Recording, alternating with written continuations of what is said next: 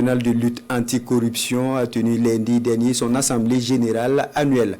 24e du genre, c'est une rencontre statutaire pour faire le bilan des actions menées avec en prime la présentation des résultats du rapport 2023 sur l'état de la corruption au Burkina Faso. Cette année encore, le rapport classe les polices municipales et nationales ainsi que les douanes en tête du peloton des plus corrompus au Burkina Faso. Le reportage de Bernard Combelem et de Bienvenue Tansa. La police municipale, suivie de la douane et de la police nationale, trio de tête du classement des services les plus corrompus, selon le rapport 2023 du RENLAC sur l'état de la corruption au Burkina Faso. Le sondage sur la perception de la corruption s'est déroulé du 17 novembre au 9 décembre de l'année dernière.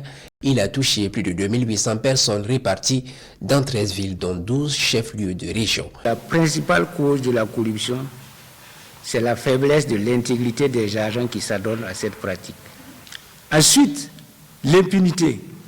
Si vous observez que les gens pratiquent la corruption et ils ne sont pas punis, ils auront tendance, même ceux qui ne pratiquent pas là, ils vont dire, mais si X et Y qu'on fait, et qu'on les a même jugés avec des sanctions minimes, pourquoi moi aussi je ne le ferai pas? Et cette année, on a encore lancé les investigations.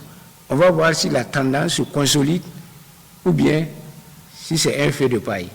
On espère qu'elle va se consolider et on espère avec toutes les actions que 2024 va nous dire que la corruption continue de baisser au Burkina Faso, que les corrupteurs aient peur.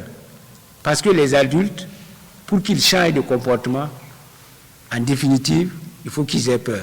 Le rapport révèle cependant une baisse du taux de la perception de la corruption au Burkina Faso, même si le phénomène demeure préoccupant.